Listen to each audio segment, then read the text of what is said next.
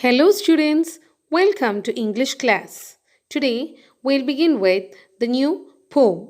Name of the poem is Govinda'S Disciple, written by Rabindranath Tagore. Now about the author of the poem. The author of the poem is Rabindranath Tagore. He was born on May 7, 1861 at Calcutta. He died on August 7, 1941 at Calcutta. His important works includes the Postmaster, Gitanjali, etc. And he was awarded Nobel Prize in Literature in the year 1930. So dear students, now let's move on to the poem. The important theme discussed in this poem, Govinda's Disciple, is Guru-Disciple relationship. Nowadays, we address our teachers as ma'am, miss, madam, sir, etc. Isn't it? Well, do you know the true meaning of Guru then? Guru means dispeller of darkness. That is one who takes away the ignorance or darkness from our mind. Then what does disciple mean? Disciple means follower or the pupil of Guru. Disciple means what? Follower or the pupil of Guru. Well, students, do you know what a Guru does? A Guru guides his pupil 24 hours of day. He cares his pupil in all the situations. He helps his disciple to find the real peace and happiness. Now, let's see what a teacher does. A teacher teaches you for a specific subject for a specific period of time. He helps you to progress in this materialistic world.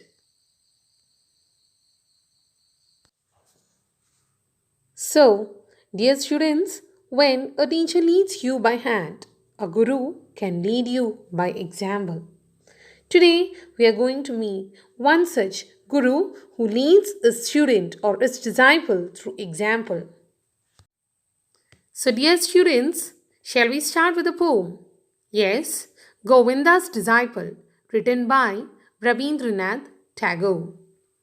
Far below flow the Ganga, quick and clear frown the jutting bank. Hills dark with the woods and scarred with the torrents were gathered around. Govinda, the great teacher, sat on the rock reading scriptures.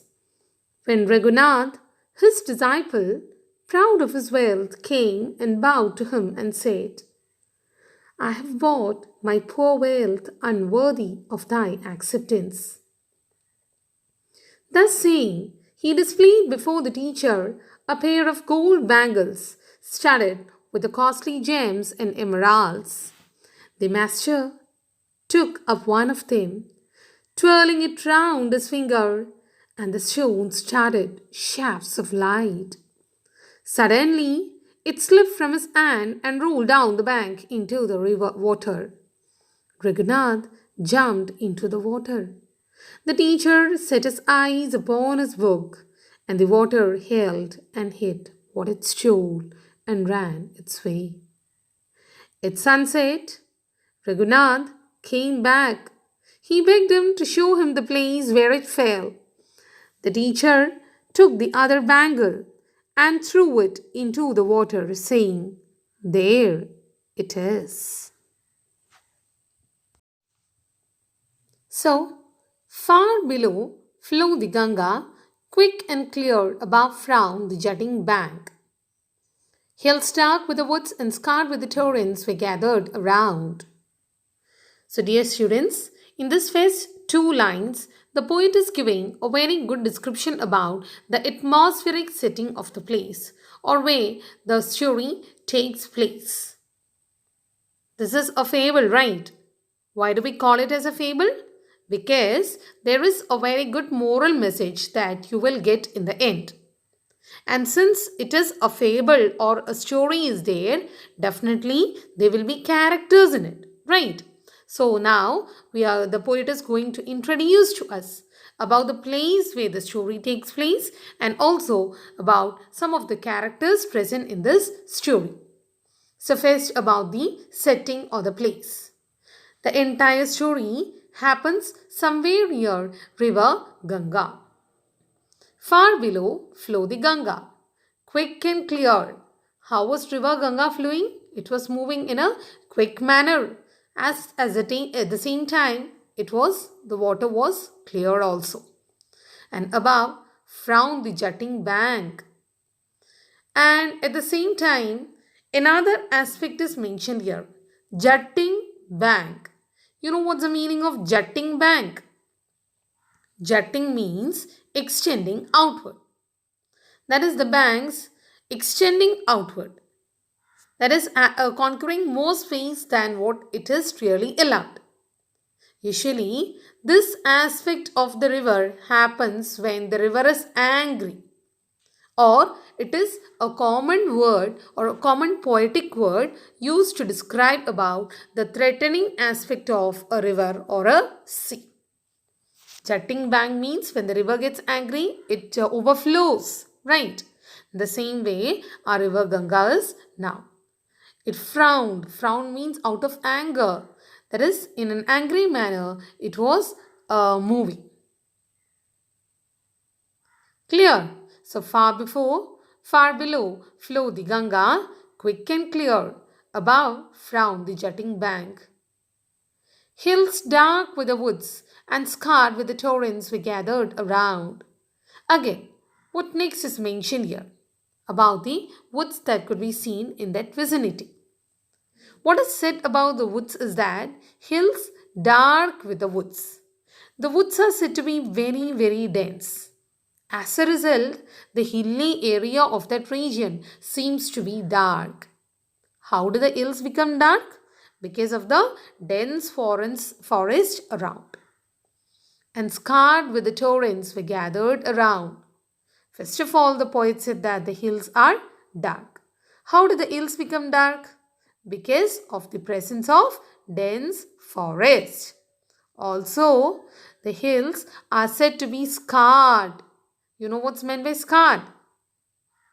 Scarred means what? Having various marks or signs when you're attacked by someone, isn't it? So, how do the hills get these scars? Because of the torrents that we gathered around.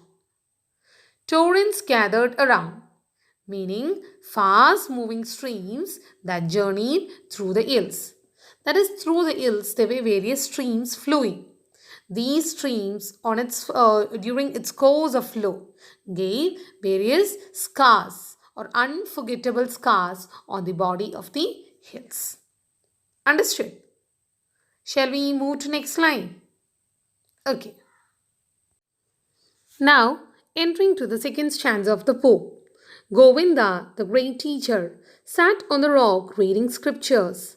When Raghunath, his disciple, proud of his wealth, came and bowed to him and said, "Have bought my poor wealth, unworthy of thy acceptance." So, now introducing to you the second stanza regarding about the main character of this poem.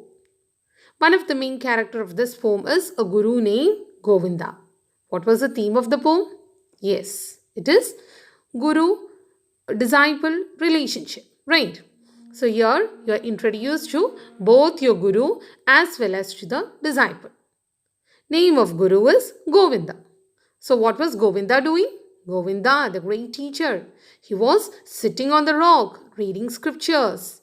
What was the guru doing? He was seated on the rock and was reading scriptures. You know what scriptures, right? Religious books, sacred books, that's what we call as scriptures. So what was our Guru Govinda doing? He was sitting on the rock and reading scriptures. Then what happened? When Raghunath, his disciple, proud of his wealth, came and bowed to him and said, it was at this time his disciple named Raghunath came there. What is said about Raghunath? Raghunath is a disciple who is very proud of his wealth. He is proud of being very rich. He came and bowed to him. So the usual Indian custom. Whenever you find Guru, you bow before the Guru. You say Namaste. Or you bow and respect the Guru, right? So he came and bowed to him and said, have bought my poor wealth unworthy of thy acceptance. So, what did he have in his hand? Did you understand it? Read the line once more and tell me. I have bought my poor wealth unworthy of thy acceptance. What does poor wealth means? Poor wealth here means some riches.